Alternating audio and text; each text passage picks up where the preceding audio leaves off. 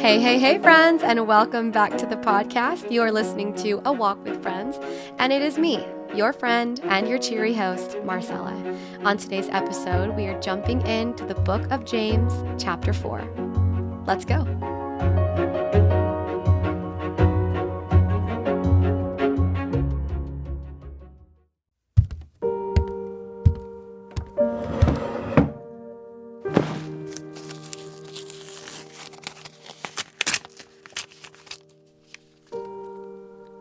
What is causing the quarrels and fights among you?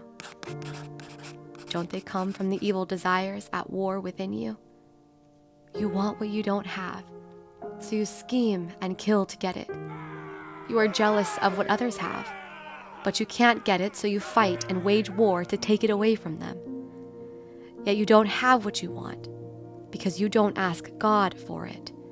And even when you ask, you don't get it because your motives are all wrong. You want only what will give you pleasure.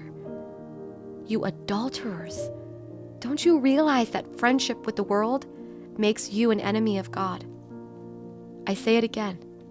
If you want to be a friend of the world, you make yourself an enemy of God. Do you think that the scriptures have no meaning? They say that God is passionate, that the Spirit He has placed within us should be faithful to Him. And He gives grace generously, as the scriptures say. God opposes the proud, but gives grace to the humble. So humble yourselves before God. Resist the devil, and he will flee from you. Come close to God, and God will come close to you. Wash your hands, you sinners. Purify your hearts, for your loyalty is divided between God and the world. Let there be tears for what you have done. Let there be sorrow and deep grief.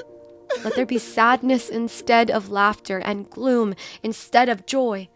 Humble yourselves before the Lord, and He will lift you up in honor. Don't speak evil against each other, dear brothers and sisters. If you criticize and judge each other, then you are criticizing and judging God's law. But your job is to obey the law, not to judge whether it applies to you. God alone, who gave the law, is the judge. He alone has the power to save or to destroy. So what right do you have to judge your neighbor? Look here, you who say, "Today or tomorrow we are going to a certain town and will stay there a year. We will do business there and make a profit." How do you know what your life will be like tomorrow? Your life is like the morning fog. It's here a little while, and then it's gone. What you ought to say is, if the Lord wants us to, we will live and do this or that. Otherwise, you are boasting about your own pretentious plans, and all such boasting is evil. Remember, it is sin to know what you ought to do and then not do it.